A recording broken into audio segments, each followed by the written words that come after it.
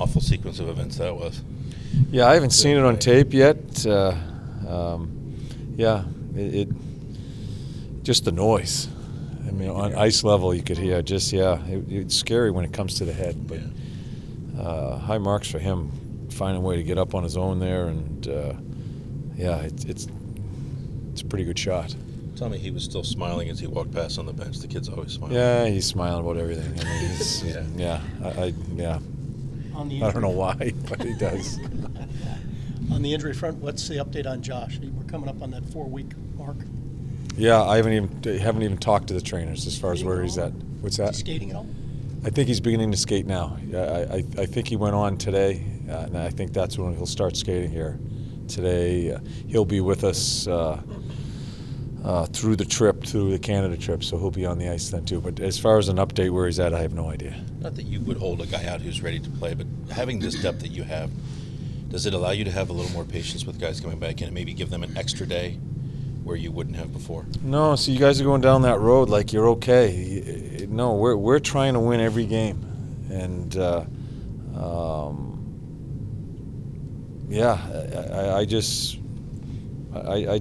we're trying to win every game, so it's just business as usual. Yeah. Is Doobie back in then? Doobie will come in. With Sedzi out, Doobie will come in. Yeah. What do you? I know you're looking for him to play better, but in what ways do you want I'm not I've had conversations about Doobie forever. Doobie knows what he needs to do. I'm not going to get into a public rhetoric on what Doobie needs to do. Now, you sort of presaged, months ago that this season was going to be more difficult than last. What has it been like for you coaching this year more as opposed to last year? Have you had to do more coaching? Has it been different coaching? Has it been more intense? Yeah, I think each year, I don't know. I can't say it's been different here. Intensity. Each year, it's a different story, and each year, each day that goes by for a coach, there are situations that come up. So I don't think it's to me, it's Groundhog's Day for coaches. We just coach where we're at as a team, where our concept is, where players are at, go through the process of certain times of the year, how we coach, certain times of the year, we change it up a little bit. And yeah, so for me, it's just, it's every day. And, it's a different season, obviously. We're fighting to get in, but it doesn't change how we go about our business as coaches. We accept what's at us and coach accordingly, no matter what their situation is. You didn't have to get in there with elbow grease quite as much last year in terms of who's going to play tonight, how to motivate certain players. Yeah, well, we had that this year. There's a lot of things that go on. Like I said to you guys, this time of year, it's not a lot of talk about how I have to push a player. It's not a lot of conversations anymore. God, we've talked to one another enough as far as players and coaches. It's about playing the game now. But as the year goes on in game 25 and 30, you're trying to get this guy going and trying to get him go offensively. I mean, how many conversations have we had trying to get some guys going offensively? So you go through the whole gamut of things throughout a long year. But right now, we are focused on each and every game. And we put the lineup. I think we understand how we have to play. There are a couple of things that I'm focusing on if we do have the opportunity to play in the playoffs that we're always concentrating on right now and focusing.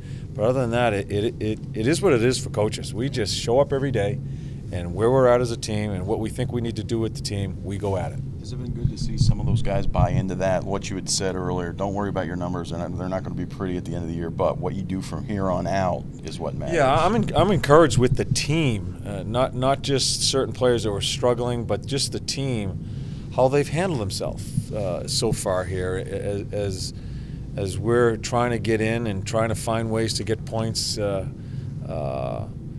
Yeah, so I'm encouraged about that. So I told you guys that I'm anxious to see how some guys really operate here in a situation where we're not clinched and we're fighting for our lives. I think some guys have done a really good job of that. And other guys are still learning and have had some hiccups along the way, but overall, I like where the team's mindset has been as far as their concentration. But also, you say you're still fighting to get in, but are you also fighting to catch some other people? You know what? I don't look behind us. I don't look ahead of us. I look at what we're playing, the team we're playing. And I know we have a team, St. Louis, that's in the same situation we're in, that's coming in tomorrow night. It's going to be a very desperate team that has won some really interesting games in overtime, 2 or 3 of them here of late where they come back and win. That's going to be a really good team coming in here. So that's my only focus. And in April, when's the year over? When it's over, it's over. You do the math, and if you're in there, you're in there. I'm not bright enough, and I really don't care enough about what's behind us, what's ahead of us. I just want us to worry about what's right there for us. Did you feel the building last night? Almost for the first time, it seemed like it was really getting into it. Yeah. The second period, when we had that little surge at the beginning, the building helped us. They got behind it, and we surged there. And then I really thought with the emotion of it, and we talked about in between periods about we needed to check better. Yeah. I thought we really checked well, and then when there were some breakdowns, Bob put on a show in a couple of spurts there. Yeah. So in the building,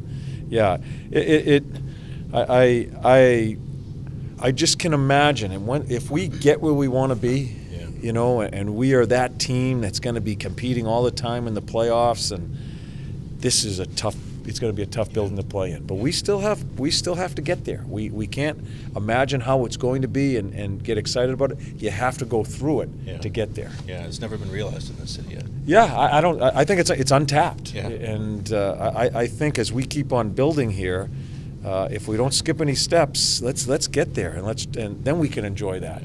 We get a little spurts of it, but that needs to be us, and that's the whole process of this. But we still have a number of steps to go through.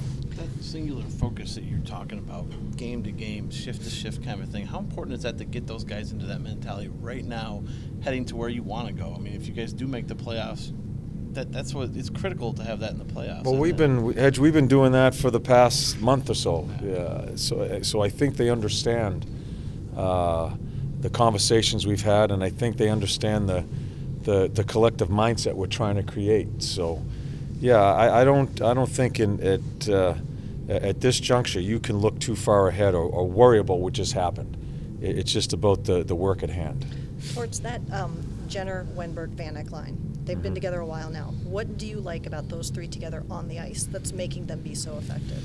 Well, they're creating offense. It's been an effective line. I don't think they were that good in the first period. I got away from, and I really started getting locked into some matchups to try to help them in the second and third period. But they've had the puck. I've used them quite a bit on offensive zone face-offs, and they've created a lot of offense in those type of situations. It's kind of taken a little bit of that time away from Cam and Brett and whoever's centering that line, because I think the Wenberg line has done a great job in the offensive zone. I still think they need to continue to work on the checking part of the game. And Thomas has he's just an effective player. Offensively, I think he's really tried to understand how we want to play away from the puck. So it's a line that's kind of solidified our lineup because you can use them in a lot of different situations. Why does it, we tease that Wenberg is pass.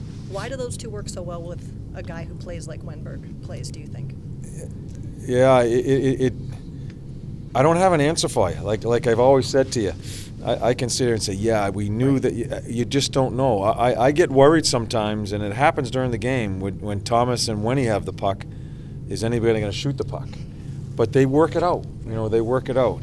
I like Jens on that line because he's a bit of a dog on the bone and does a lot of that grunt work around in the corners and has really been effective in climbing the zone with the puck. It's just worked. I wasn't, when I first put it together, the first couple of games, I said, man, I'm not so sure. But then they worked it amongst themselves, and that's what players do to create offense. It's not a coach mapping it out. Right. It's them talking about situations because they see the game totally differently. So I give them a lot of credit for just working things out. Played Dubois with Milano and Bjorkstrand a lot in the first period.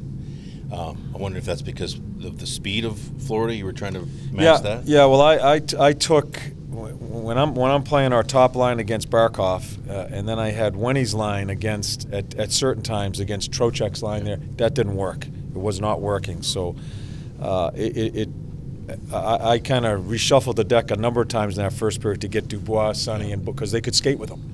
Yeah. So that's a fast team, and that's a fast line. Yeah. And I wasn't afraid. I'm just beginning to feel more and more comfortable. And those are 3 young kids. Yeah. I'm more comfortable with them each and every game, in that they're really concentrating on the stuff away from the puck too. Yeah. And I think Borky's total resurgence here as a player has been his checking and his hardness as a player. Right. Has really helped his overall game. And Sonny, each game that goes by, is getting better and better at it. Yeah. And Luke is just a good, solid two-way player. That line is average age 20. Yeah, it's scary. Yeah, but especially with Luke in the middle. And it's funny. I tell you this now. When at the beginning of the year, I wasn't sure. We were so I was worried about him playing center for his responsibilities. He is one of. I'm not afraid to use him in a checking role at all as far as his play down low. He has really. He has a really good intelligence, and has really impressed me, his hardness as far as working under the hash. Yeah, there's guys around the league talking about him now too. Yeah, it's great in both hashes, offensive hash battles, defensive hash battles, as far as positioning and just the strength. Man, it's really exciting to see that stuff. Torch, with your depth at D now, you got Seth back. Yeah. What's your criteria for, all right, this guy out, this guy in? I Last don't. night you had Jack, who was dinged a little bit. Yeah. I what do you don't. look at? We'll talk about it each and every day, and kept Jonesy off the ice. We're trying to manage him. We'll see how he feels tomorrow. Make the decision tomorrow. There's going to be guys. There's going to be some guys sitting out that are good, really good players, but that's a good problem to have. So there's no science to it. It's going to be the coaches talking before each and every game and deciding who we're going to play. And might it be like last night, a guy who needs a night off? Needs a night off? Yeah. Jack's nicked up, and if we didn't have the depth, we'd be throwing Jack in there. But Jack has the night off. We play that way. I'm not sure where I go. If Jonesy can play, how can I not come back with those 6? And that's what it is. And it's not a negative on the guys that are out, but it's going to have to be my decision. And on each and every given night, we'll make those decisions, especially in that position, the defense, because we have so many good ones.